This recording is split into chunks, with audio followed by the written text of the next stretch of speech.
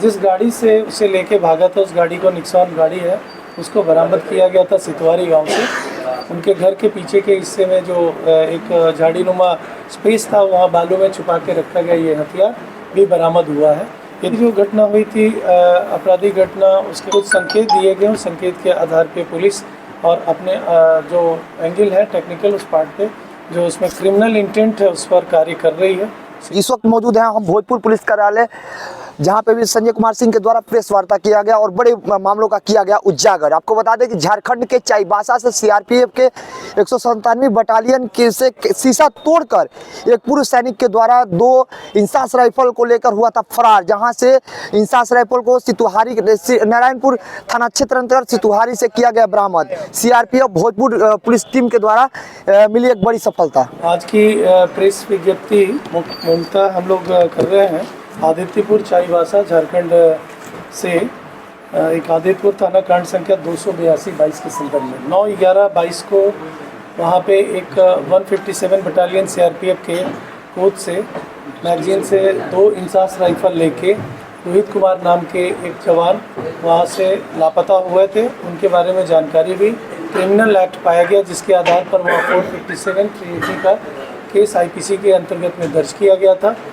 वहाँ के जो कमांडेंट साहब हैं उनसे लगातार संपर्क बनी हुई थी, उनकी टीम भी यहाँ पर आई हुई थी। हम लोगों ने जो सूचना मिली उस सूचना के आधार पे स्थानीय थाना अनुमंडल पुलिस पदाधिकारी पीरो और अज्ञाव अंचल इंस्पेक्टर उनकी टीम के द्वारा लगातार मेहनत करके सबसे पहले जिस गाड़ी से उसे लेके भागा था, उस गाड़ी को निक्सॉन गाड़ी है, उसको बरामद किया गया था सितवारी गाँव से। और उसके बाद लगातार दबिश पड़ रही थी, करीब 7 जगहों पर छापामारी की गई है स्थानीय पुलिस के द्वारा, टाउन एरिया में भी और इस ज़िले के अन्य क्षेत्रों में भी। कल अर्धरात्रि में एक विशेष सूचना पर उनके घर के पीछे के हिस्से में जो एक झाड़ीनुमा स्पेस था, वहाँ बालू में छुपा के रखा गया ये हथियार भी बरामद हुआ है। ये 2 हथियार सरकारी इंसास राइफल है जो वहाँ से गायब हुए थे। सीसीटीवी फुटेज में भी उस हथियार को लेकर जाते हुए देखा गया था। उसी आधार पर झारखंड पुलिस और सीआरपीएफ के बटालियन के उस उक्त बटालियन के सभी जवान लगातार पुलिस के साथ में थे और ये सफलता हासिल की गई कि इसमें फिर अन्यत्र कोई और किसी भी प्रकार का कोई ऐसा कार्य इस हथियार के साथ ना हो सके। इसलिए इसकी रिकवरी हम लोगों के लिए एक बड़ी उपलब्धि है, जिसमें जिन लोगों ने अच्छा कार्य किया इनको पुरस्कृत भी किया जाएगा और मेरी तरफ से कमांडेंट साहब को अलग से भेजा जाएगा। उनकी टीम भी निरंतर लगातार पुलिस के साथ बनी रही और रिकवरी में उन्होंने भी अच्छा योगदान किया है। जो जवान हाँ, ये इसमें उतार है कि इसमें जो जवान है रोहित कुमार, अभी भी उनके लिए हमारी टीम यहाँ पर निरंतर कार्य करेगी और हम लोग निश्चित रूप से आने वाले टाइम में गिरफ्तारी करके भी झारखंड पुलिस को इसमें सहयोग करेंगे। सर, इस हथियार से कोई भी घटना तो हुआ नहीं अभी तक के हिसाब से? ये तो अब बैलिस्टिक जांच होगी और जो इसके जानकार हैं हथियारों के बारे में बैरल वगैरह की जांच होती है, उसके बाद होगा कि इससे कोई फायर किया गया है अथवा नहीं। लेकिन इसमें मैगजीन और एमुनिशन की कोई जानकारी नहीं थी, इसलिए इसके हथियार के इस्तेमाल की अभी प्रारंभिक जानकारी कोई ऐसी नहीं है। देखिए, अब इंटरनल वहाँ पे जो सीआरपीएफ बटालियन में जो जवान हैं वो उनका कोर्ट ऑफ इंक्वायरी वगैरह होगा और उसके थ्रू भी जानकारी ली जाएगी, कांड के अनुसंधान में भी आएगा।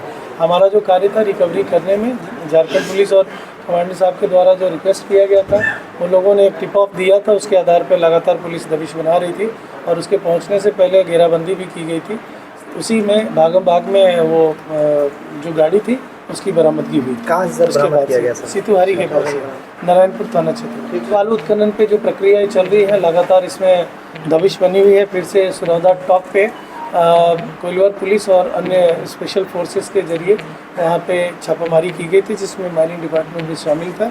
5 पोकलेन मशीन, 18 बालू लोडेड ट्रैक्टर और गिरफ्तारियाँ इसमें 4 की गई थी। तो ये अभियान चल रहा है बालू अवैध उत्खनन को लेकर और इस संदर्भ में निरंतर आगे भी कार्यवाही इसी तरह से संगठित रूप से की जाएगी। की जो घटना हुई थी आपराधिक घटना, उसके बारे में ब्रीफ करना चाहेंगे। परिजनों के द्वारा उसमें एक FIR का कंटेंट दिया गया है, कुछ संकेत दिए गए हैं। संकेत के आधार पे पुलिस और अपने जो एंगल है टेक्निकल उस पार्ट पे जो उसमें क्रिमिनल इंटेंट है उस पर कार्य कर रही है। शीघ्र ही हम लोग उसमें कोई सफलता आने पर आपसे फिर रूबरू होंगे। कितने लोगों पे FIR सकती? अभी नामजद प्राथमिकी नहीं है, उन्होंने संकेत दिया है, तो संकेत के आधार पे डेवलप होगा और हम लोग अलग से जो हमारी जो SIT गठित है वो कार्य कर रही है हम लोग उसमें जैसे ही कुछ उपलब्धियाँ होती हैं तो हम लोग निश्चित तौर पे आम जनता को आपके माध्यम से बात करें।